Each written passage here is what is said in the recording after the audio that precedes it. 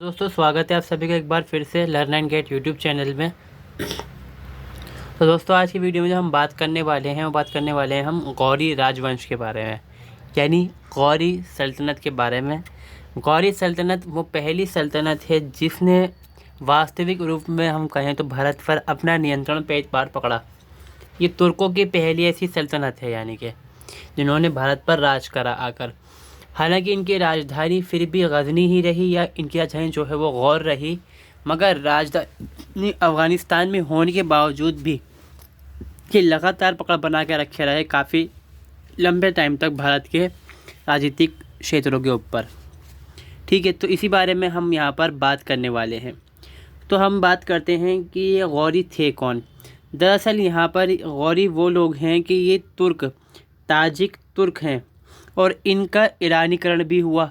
इनका ईरानीकरण इस वजह से हुआ कि जो गजनवी सल्तनत थी, गजनवी सल्तनत सामान्य सल्तनत के अंतर्गत थी, जो कि ईरानी थे। उन पे प्रभाव पड़ा ईरानी कल्चर का, यहाँ पे जो ईरानी संस्कृति है उसका प्रभाव पड़ा। संस्कृति है, लेखन है, भाषा है, हर चीज़ का प्रभाव पड़ा। और जो ये गौरी हैं, गौरी सल्तनत जब अपने हम कह सकते हैं जब ये सामंत रहे, राज्यपाल रहे, सूबेदार रहे, तो इन पे असर पड़ा गजनवी सल्तनत का, जो कि ईरानीकरण उनका हो चुका था। तो यहाँ से इनका ईरानीकरण हुआ, और ये ताजिक मूल के तुर्क लोग थे जिन्होंने यहाँ पर 10वीं शताब्दी से लेकर 1215 तक शासन करा। गजनी से लेकर भारत तक इतना शासन का टाइम यहाँ पर रहा।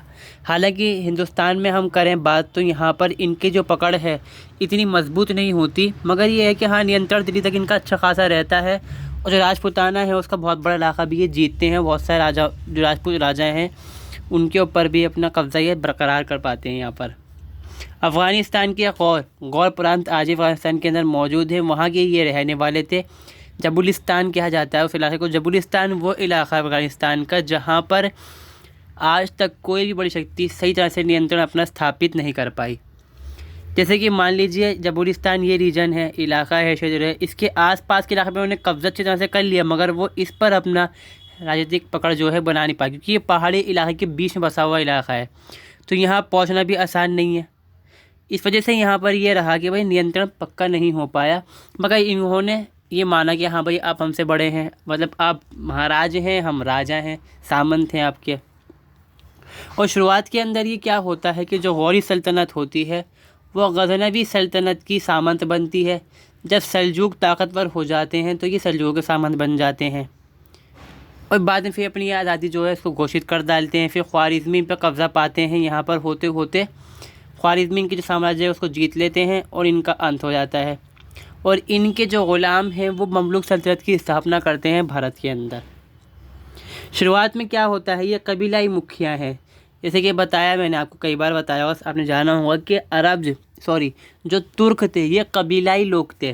कबीले हुआ करते थे इनके अंदर, और कबीलों के अंदर कई सारे सरदार हुआ करते थे। एक कबीले के अंदर एक मुखिया था, बाकी कई छोटे छोटे सरदार हुआ करते थे। उन्हीं के अंदर यहाँ पर हम सरदारों के अंतर्गत ही ये राज करते थे यहाँ पर अपने इलाके के अंदर। तो जो मैं सबसे पहले जो जानकारी मिलती है वो मिलती है अमीर बंजी नाम के इतिहास इनके सरदार की। जो दूसरा जो हमें खास सुल्तान मिलता है, वो सुल्तान कह रहा हूँ मैं, यहाँ पर जो नेता मिलता है इनका, स्थानीय नेता, कबीलाई नेता जो देखने को मिलता है वो अमीर सूरी है। अक्सर आपको अमीर सूरी ही देखने को मिलेगा हर जगह, मगर अमीर बंजी जो है इनका अमीर बांजी जो है पहले इनका सरदार रहता है कबीलाई। मगर यहाँ पर क्या है कि ये जो इलाका है अपना, इलाके पे तो ये अपने राज कर रहे होते हैं अफ़गानिस्तान की जो सल्तनत है, गजनी सल्तनत, उसके मातहत रहकर। मगर जो इनकी जो सत्ता है उसको यहाँ पर हम कह सकते हैं कि भाई जो वैधता देते हैं वो देते हैं खलीफा हारून रशीद, जो अब्बासी खिलाफत के खलीफा होते हैं। मगर ये होते बौद्ध धर्म को मानने वाले। नाम इनके मुसलमानों जैसे हैं, अरबी के नाम हैं इनके, मगर ये हैं क्या यहाँ पर बौद्ध। जैसे कि मैंने बताया आपको कि बौद्ध भी थे, तुर्क, ईसाई भी थे, पैगन धर्मों को मानने वाले भी थे। बाद में उनका इस्लामीकरण हुआ तो वो खिलाफत की सबसे बड़ी मजबूत ताकतवर सेना बन के सामने आए, और उन्होंने सबसे ज़्यादा जो हम कहते हैं खिलाफत का जो विस्तार है, जो उनकी राजनीतिक विस्तार हुआ, इनके ही वजह से यहाँ पर होता है। अब होता कब है, जो मुसलमान कैसे बनते हैं और ये ताकत में कैसे आते हैं।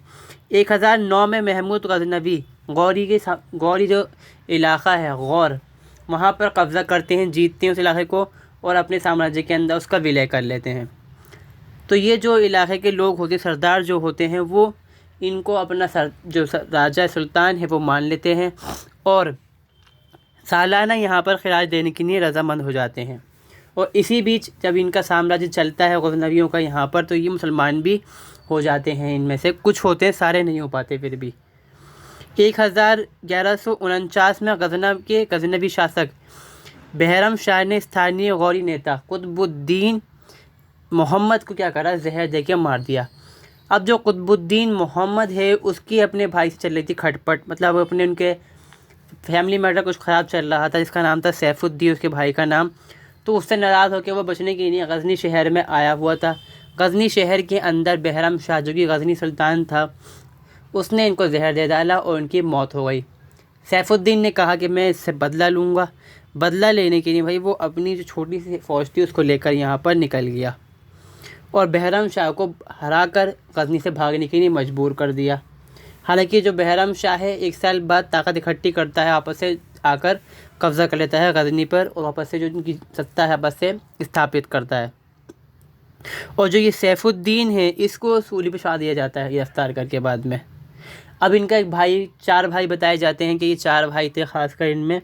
फिर इनका एक भाई और होता है, वो कहता है कि मैं बदला लूँगा, मगर उसकी प्राकृतिक मौत हो जाती है, कुदरती मौत, मर जाता है वो यहाँ पर।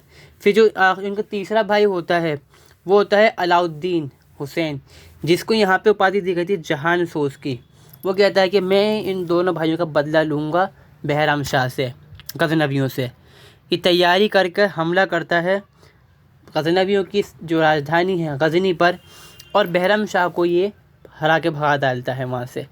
ठीक है, और जब बहरम शाह वहाँ से भाग जाता है तो ये गज़नी के अंदर आग लगा डालता है, जो आग 7 दिन तक लगातार जलती है, जिस वजह से इसको ये उपाधि मिली जहान सोज, यानी कि जहान में, दुनिया में आग लगा देने वाला। मगर यहाँ फिर क्या होता है, जो सल्जूक होते हैं वो ताकतवर हो चुके होते हैं और जो गज़नवी हैं वो कमज़ोर हो चुके होते हैं। तो सल्जूकों की सहायता से गज़नवी वापस से अपनी सत्ता स्थापित कर लेते हैं गज़नी के ऊपर, और बाद में तो खैर ये हार जाते ही हैं। और जो लाहौर है बाद में मोहम्मद गौरी इस पर कब्ज़ा भी कर लेता है, आगे चल के ख़त्म कर डालता है बाद में बहुत आगे चल के। मगर यहाँ पर यह है कि सत्ता इनकी काफ़ी हद तक ख़त्म हो चुकी होती है गज़नवियों की। अब जब सल्जूक हैं, जब इनके इलाके पे कब्ज़ा कर लिया गज़नवियों काफ़ी बड़े इलाके के ऊपर, तो यहाँ पर जो सल्जूक हैं वो बन जाते हैं इनके सुल्तान गौरियों के, और जो गौरी हैं बन जाते हैं इनके सामंत, और इनको ये खराज देने पर रजामंद हो जाते हैं। मगर 1152 में अलाउद्दीन हुसैन जहानसोज ने कहा कि भाई मैं आपको टैक्स नहीं दूंगा, कि मैं तो राजा खुद हूँ, आपको क्यों टैक्स दूंगा मैं।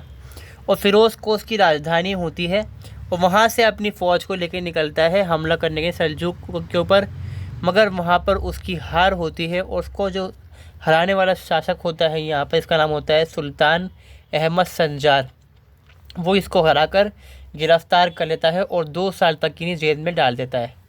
बाद में कुछ पैसे वैसे लेकर इसको छोड़ दिया जाता है, और बाद में क्या होता है, इसका देहांत हो जाता है। उसके बाद बनता है यहाँ पर सैफुद्दीन गौरी। एक सैफुद्दीन यहाँ पर भी था पीछे की तरफ, ठीक है, इनका चाचा जो था। अब सैफुद्दीन मोहम्मद बनता है सुल्तान, और जो अलाउद्दीन हुसैन है उसने अपने भतीजे को कैद में रखा था जेल के अंदर, कि उनको लगता था कि बगावती तेवर वाले हैं, ये मेरे बच्चे के ख़िलाफ़ हो सकते हैं।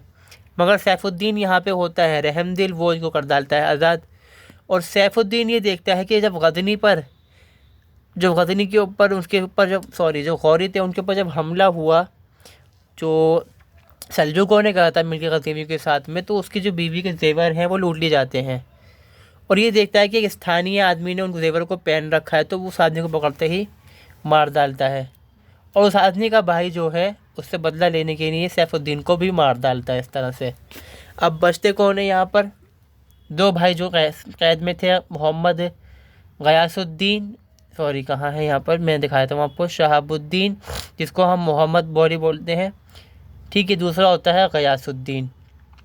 अब इन दोनों के बीच में होती है तरह की डील कि भाई देखो, पश्चिमी हिस्सा रहेगा अफ़गानिस्तान का मेरे पास, जो नियंत्रण का इलाका था, और जो पूर्वी इलाका है वो तुम्हारे पास रहेगा, दक्षिण पूर्व का, उत्तर पश्चिम का मेरा इलाका है।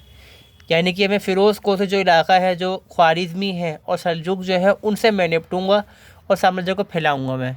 और जो भारत है वहाँ की तरफ मोहम्मद गौरी जो है वो तुम करोगे, तुम्हारी राजधानी रहेगी गजनी। यहाँ से गजनी से ये अपने जो कैंपेन चलाएंगे। फिर लाहौर है, मुल्तान है, उच है, उससे होकर ये हिंदुस्तान में घुसता है पिताना के अंदर मोहम्मद गौरी, मगर हारता है। ठीक है, जब सैफुद्दीन मर जाता है तो गयासुद्दीन यहाँ पर गद्दी पे बैठ जाता है। ठीक है, और फिर गयासुद्दीन का शासन चलता है यहाँ पर। अब गयासुद्दीन की बाद में कुछ टाइम बाद मौत हो जाती है। ठीक है, तो शहाबुद्दीन उर्फ मोहम्मद गौरी जो है वो गजनी पे बैठकर गजनी का सुल्तान बन जाता है। ठीक है, अब हम बात करते हैं मोहम्मद गौरी के बारे में। मोहम्मद गौरी बनता है 1173 में। शहाबुद्दीन मोहम्मद गजनी के सिंहासन पे बैठता है, जिसका नाम हम काफ़ी अलग अलग नाम जानते हैं। मोहम्मद मुइजुद्दीन मोहम्मद बिन साम द्वितीय उर्फ मोहम्मद गौरी शहाबुद्दीन गौरी, काफ़ी 3 नाम मतलब इनके अलग अलग। ठीक है, और सबसे महान शासकों के अंदर माना जाता है गौरी सल्तनत के, और क्रूर भी मानते हैं। अगर भारतीय अपने नज़रिए से देखें तो, अगर अफगानी से जो नज़रिया है उसे देखेंगे तो वो कहेंगे महान है हमारे लिए ये, और हमारे लिए फिर ये क्रूर हो सकता है। ठीक है, इनका जो पहला आक्रमण होता है भारत की सीमा से लगते हुए मुल्तान पे ये हमला करता है। ठीक है, और मुल्तान के जो किले हैं और जो उसके किले हैं उन पर ये जो अपना नियंत्रण स्थापित कर लेता है 1175 के अंदर। अब ये सोचता है कि जिसे मोहम्मद गजनवी सोमनाथ से होकर जो राजपूताना है वहाँ से लौटा था, तो मैं हमला करता हूँ उच्च में घुस के, जो गुजरात है उस साइड से घुसता हूँ, दिल्ली से नहीं घुसता मैं। तो यही सोच कर ये भाई हमला करने के लिए निकलता है, अपनी फ़ौज को लेकर गुजरात के साइड से होता हुआ ये पहुँच जाता है राजपूताना में। और जो राजपूताना में इसका सामना होता है सोलंकियों की फ़ौज से, जिनके साथ में उनके सामंत भी होते हैं। और ये युद्ध कहा जाता है क्यादरा का युद्ध, जो कि हुआ था 1178 में। सोलंकी शासकों का उस टाइम गुजरात पे राज था, और उनमें भीम द्वितीय या फिर मूल राज द्वितीय शासक था उस समय का। कोई कंफर्म नहीं है कौन यहाँ पर रहा राजा उस टाइम। ठीक है, अब इसमें क्या होता है भाई, जो मोहम्मद गौरी है वो यहाँ पर हार जाता है, क्योंकि ये बीच में घिर जाता है पहाड़ों की जगह से, और 3-4 सामंतों की इनकी फ़ौज होती है और इन पर हमला करके हरा डालती है यहाँ पर। ठीक है, तो वजह क्या रहती है यहाँ पर हमला करने की? एक वजह तो ये है कि जो ख्वारिज़मी है वो पश्चिम की तरफ हैं, तो वो रोक रहे हैं सल्तनत का विस्तार इनके। ठीक है, फिर जनता जो है भैया गरीब है, पैसा चाहिए उनको खाने पीने के लिए। पैसा कहाँ से आएगा? जहाँ पे अमीर जगह है, जहाँ पैसा है वहाँ से जाके उठा के ले आओ, लूट लो उसको, लेके अपने आ जाओ। एक चीज़ तो ये है। अब जिसको हम लूटना बोल रहे हैं वो उसको लूटना नहीं बोला जाएगा इस तरह से, ये हमारा तरीका अलग हो सकता है। इसमें क्या है कि जब आप जंग के अंदर किसी को हराएंगे और जो माल आपको मिलेगा वो आपका है, तो वो चीज़ है माल गनीमत कहा जाएगा उसको। और उसके तरीके से होते हुए ये लोग भारत में आते थे माल गनीमत हासिल करने के लिए, कि हम जाएंगे फिर गजनी पे और राज करेंगे वहाँ पे आसानी से। ठीक है, सोलंकियों में क्या क्या है यहाँ पर, कौन कौन साथ में उनके होते हैं? नडोल के चौहान, जालौर के चाहमान और चंद्रवती के परमार। ठीक है, मूलराज द्वितीय या फिर जो कि हम कहते हैं कि भीम द्वितीय शासक था, कोई पक्का नहीं है इस बारे में भी। मतलब महमूद गजनवी के टाइम में भी यही था, कौन सा था ये भी पक्का नहीं पता उस टाइम भी। और इस टाइम भी इनको ये नहीं पता इतिहास में कौन सा रहा, कि जो इतिहासकार हैं उनका अलग अलग मतभेद यहाँ पर नज़रिया है उसको लेकर। ठीक है, अब ये हार कर वापस भाग जाते हैं, पहुँच जाते हैं गजनी में। ठीक है, अब गजनी पहुँचने के टाइम, मतलब जब इस टाइम में लड़ाई होती है तो ये घायल वगैरह हो जाता है, और जो उनका गुलाम होता है एक तुर्क, वो उठा के लेके भाग के इनको गजनी पहुँचा देता है वहाँ पर, ये जिंदा पहुँच जाते हैं वहाँ पर। तो ये सोच लेते हैं कि भाई अब जो राजपूताना है वहाँ से तो हमला कर सकता नहीं मैं, अब मैं चलता हूँ दिल्ली।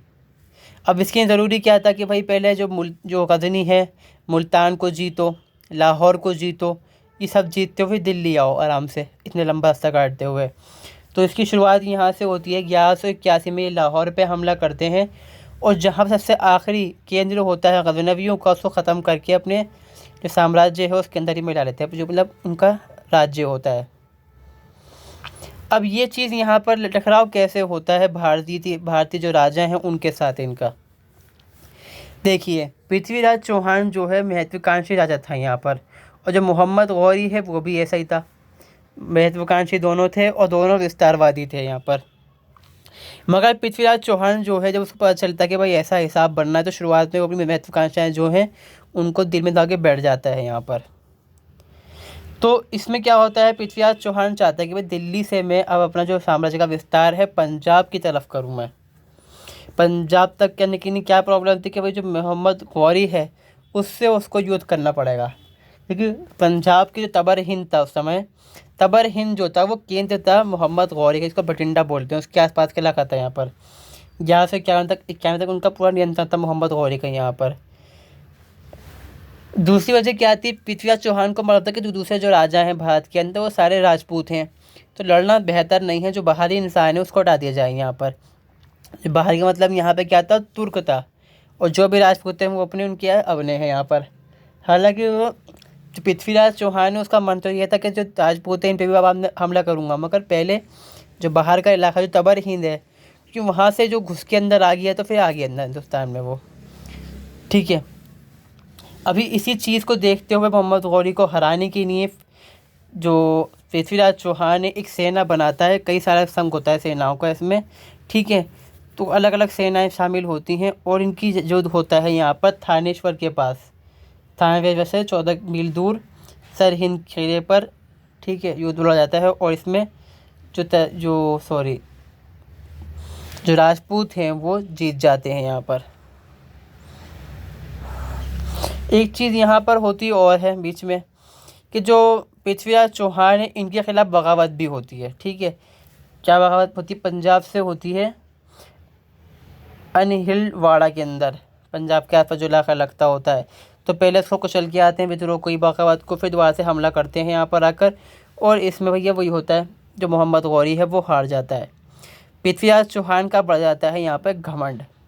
होता क्या है भाई, पंजाब का जो इलाका है वो मैंने जीत लिया, अब जो राजपूत हैं मैं इनको खदेड़ता हूँ, दूसरे जो राजपूत हैं, तोमर हों चाहे वो कन्नौज के, ठीक है, परमार हों, चौहान हों, सोलंकी हों, सबको ख़त्म करके मैं अपना स्थापित करूँगा।